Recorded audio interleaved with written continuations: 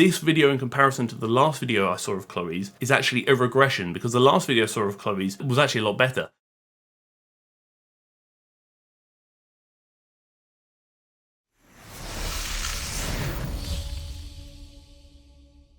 A very quick announcement for everybody. teamforneverlean group coaching, so community coaching, has literally just gone live this second. So if you click the link down below in the description or pinned at the top of the comment section, you will automatically get access to a 1-week free trial, so you can test it out for yourself, see if you like it, see if you hate it, and then make a decision after you've had your week free trial. It's going to cost less than your Netflix subscription. There are workout options for within the gym, and there are also home workout options as well, which will list the required and preferred equipment. Like I've mentioned before, it's very much a community-driven coaching platform where we can kind of push each other and help each other thrive. There's a team message board. There will also be a community Discord that will be posted in the team message board that you must be a member of to get access to. And it's just a means of getting people following the same program and encouraging each other to do better and push harder and achieve better results. And again, obviously, they're all written by me, so hopefully they're going to be bloody good. So we're going to crack on with the video today, and we're actually going to be looking at Chloe Ting Fun Full Body Workout Standing No Planks Weight Loss Challenge 2023. And the reason we're including this workout today is because it's an interesting one. Obviously no planks, I kind of assume when it comes to standing, but whenever it's a standing workout that's full body, it makes me curious to see how they're actually targeting a lot of the upper body musculature specifically in a full body workout when standing. So we're going to find out right now. So if I'm interested, it doesn't seem like Chloe has actually included the exercises before the workout, which a lot of creators typically do. I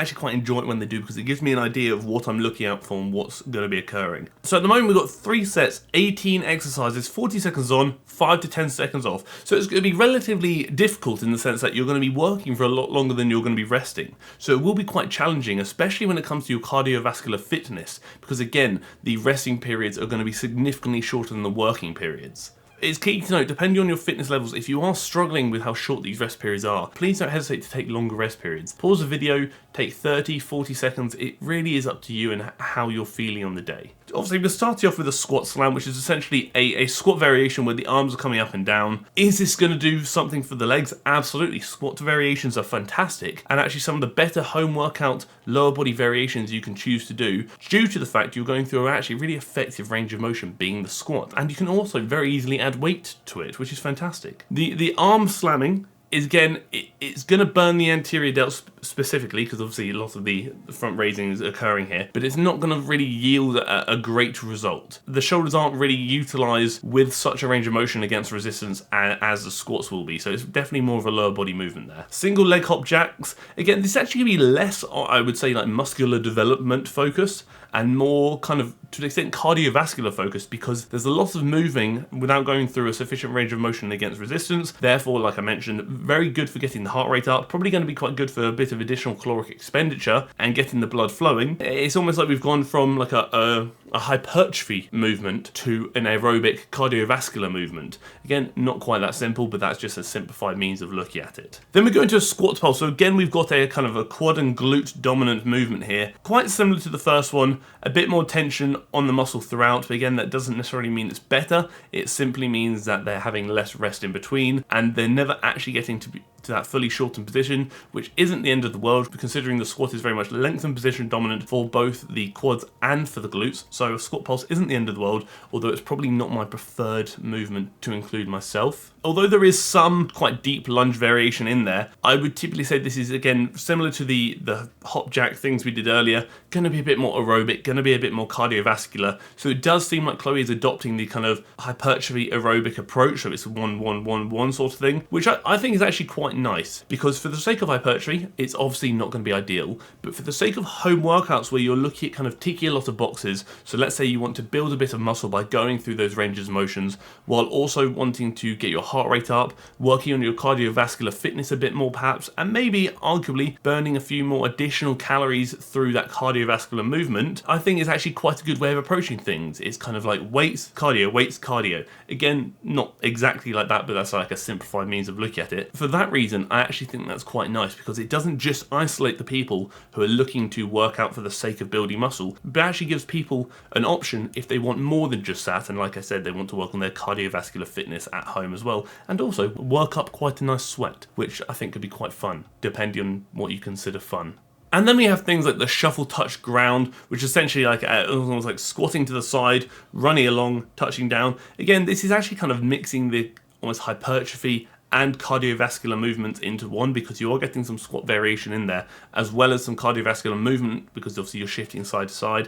Working the body slightly differently, because you're not going forward and backwards, you are going side to side, which I think can be quite nice at times, because again, it's just taking your body through a slightly different range of motion and utilising it for more than just going forward, back, up and down. But the thing you'll note here is of all the movements we've seen, which is kind of what I predicted from the start, is they've all been either cardiovascular dominant, which is fine, or they've been lower body dominant, specifically the glutes and the quads. So we go into this curtsy lunge, pulse and tuck. Again, it's going to be very glute and quad focused, because the hamstrings are not going to be experiencing adequate tension throughout this movement, because they are not having to bend, or you're not having to hip hinge against resistance here. So immediately you're actually neglecting to target quite a significant portion of the legs, and actually a muscle group, being the hamstrings, that is commonly and notoriously neglected during home workouts. But the thing is, when you promise something like a standing workout, it's going to be really hard to include the hamstrings without additional resistance. So if you were doing a standing workout with additional resistance, then I would definitely consider something like a hip hinge variation. So a dumbbell RDL, a dumbbell SLDL, something where you are hinging the hips backwards with some resistance to then lengthen the hamstrings and also lengthen the glutes, therefore reducing how neglected those hamstrings might be during these workouts. And it's a bit of a shame really, because there's the other thing that I kind of pondered was how effective is this workout going to be for the upper body? Because this is stated that this is a fun full body workout. And we know realistically you're not going to be working the abs that effectively when standing without resistance, because you are not going to be able to reduce the distance between your sternum and your pelvis, or your pelvis and your sternum, again against resistance. Therefore immediately neglecting the abdominal region as well, which is a bit of a shame, because not only have we neglected the hamstrings, we've also neglected the abs. In fairness, I'll give Chloe this, it's really nice how she's included low impact variations, because not everybody can do these higher impact variations. Some people either are maybe not quite at that level regarding their fitness, other people may actually have injuries and niggles they're working around, like maybe bad knees perhaps, which could make it really tricky for them to engage in these high impact movements. So it's really nice of her to do that, because again, it does make the workout a bit more inclusive, and it does allow more people to actually get some benefit from this workout without feeling like they can't due to any hindrance that they may have, such as an injury. This kind of goes on to another point I want to mention, which is obviously upper body neglect. Throughout this entire workout, we've not really seen any direct upper body work. If you had to associate it to some kind of upper body work, you would maybe say the front raising when doing the squats. Again, not actually as effective or sufficient as you would like to think. But beyond that, there's not really been a lot. I know we're about to do a cross jack variation, as you can see here, which I'm assuming in Chloe's mind she's probably associating to like a pec movement, so a chest movement. But the reality is, unfortunately, gravity in this position is pulling down. There's nothing really pulling across. Therefore, this is actually going to be a bit more shoulder dominant than it would be pec dominant. Whereas if gravity were going away from you and you were fighting the arm across, that would be much more pec dominant, because the pec is going to have to contract to bring the humerus, being that upper arm bone, across the body. But because it's not doing so due to the placement of gravity coming down, your shoulders are actually going to have to contract, specifically the anterior delts, to prevent your arm from falling down